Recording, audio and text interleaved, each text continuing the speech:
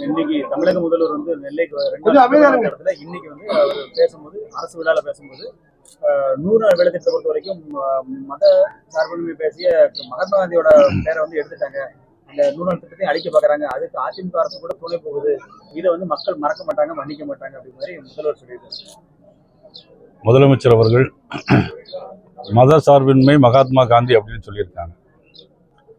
ஆனால் அந்த மத சார்பின்மையை நமது முதலமைச்சர் கடைபிடிக்கிறாரா என்றுதான் எங்களுக்கெல்லாம் சந்தேகம் மட்டுமில்லை, அவர் கடைபிடிக்கவில்லை என்று நான் குற்றமே சாட்டுவேன். காரணம், கிறிஸ்துமஸ் விழாவுக்கு வந்திருக்கிறார். ஆனால் தீபாவளி வாழ்த்து சொல்ல கூட நமது முதலமைச்சருக்கு மனம் இல்லை. ரொம்ப வருத்தப்படுறாரு, வேதனைப்படுறாரு.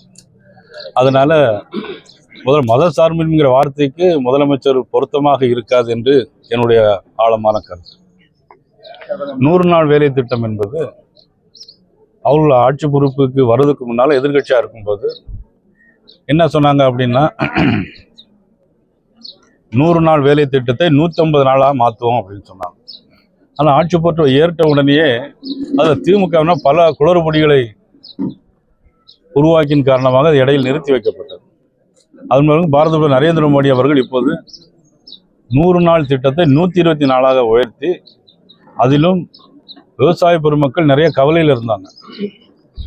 எப்படின்னா, அறுவடை நாட்கள்லையும் நாற்று நடவு சமயங்களிலும் வேலைக்கு ஆள் கிடைக்கவில்லை, எல்லாரும் 100 நாள் வேலை திட்டத்தில் போயிடுறாங்க அப்படின்னு ஒரு வருத்தத்தில் இருந்தவுடனே அந்த திட்டத்தையும் சீர்திருத்தி அதில் நடவு சமயங்களிலும் மற்றபடி அறுவடை சமயங்களிலும் முக்கியமான காலங்களில் தவிர்த்து, ஆனால் 125 நாள் கண்டிப்பாக வேலை கொடுக்கப்படும், அதுவும் அவர்களுடைய அக்கௌண்ட்லேயே கொடுக்கப்படும்.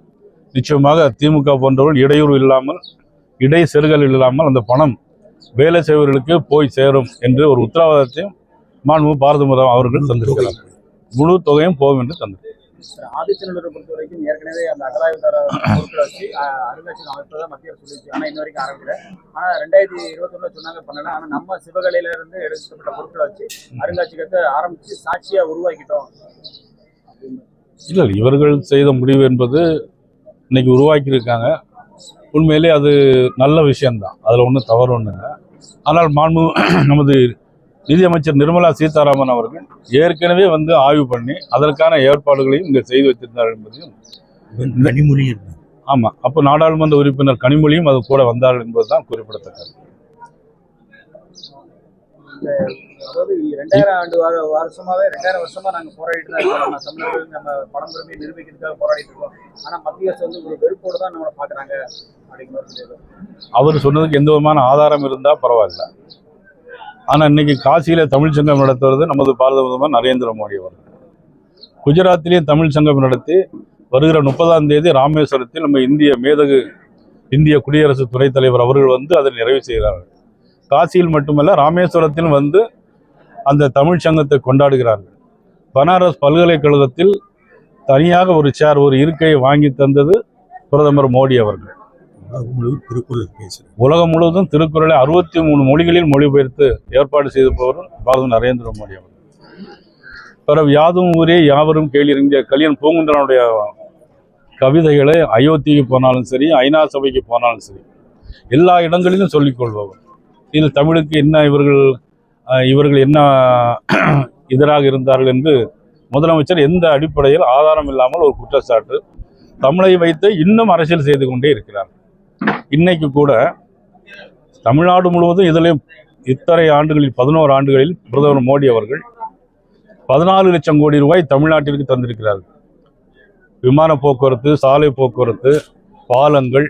இன்னைக்கு கூட முதலமைச்சர் திறந்து வைத்திருக்கக்கூடிய 150 கோடி ரூபாயில் மல்டி ஸ்பெஷாலிட்டி ஹாஸ்பிட்டல் பக்கத்தில் இருக்கு. அது 100 கோடி ரூபாய் மத்திய அரசு பணம், 30 கோடி ரூபாய் நம்மளுடைய மாநில அரசுடைய பணம். அப்போ 100 கோடி ரூபாய். இன்னைக்கு 92 கோடி ரூபாய்க்கு ஒரு கிரிட்டிக்கல் கேர் சென்டர், அதுவும் பிரைம் மினிஸ்டர் திட்டம், PMSSY பிரைம் மினிஸ்டர் திட்டத்தின் கீழே தான் முதலமைச்சர் வந்து திறந்து வச்சுட்டு போயிருக்காங்க. இன்னைக்கு எல்லா ரேஷன் கடையிலையும் பொருட்கள் கொடுக்கறது வந்து மத்திய அரசு ஃப்ரீயாக கொடுக்குறாங்க. ஆனால் மாநில அரசு தாங்கள் கொடுப்பதாக ஒரு ஸ்டிக்கர் ஒட்டுறாங்க. அது இந்த ஸ்டிக்கர் ஒட்டுற அரசு இன்னைக்கு மக்கள் மத்தியில் வெகுஜன அரசாக இன்னைக்கு செயல்பட்டு கொண்டிருக்கிறது. வெகு வரையில் வருகிற 2026ஆம் ஆண்டு தேர்தலில் நிச்சயமாக மக்கள் செல்வாக்கை இழந்து இந்த திமுக ஆட்சி அகற்றப்படும். தேசிய ஜனநாயக கூட்டணி தமிழகத்தில் ஆட்சியில் அமரும்.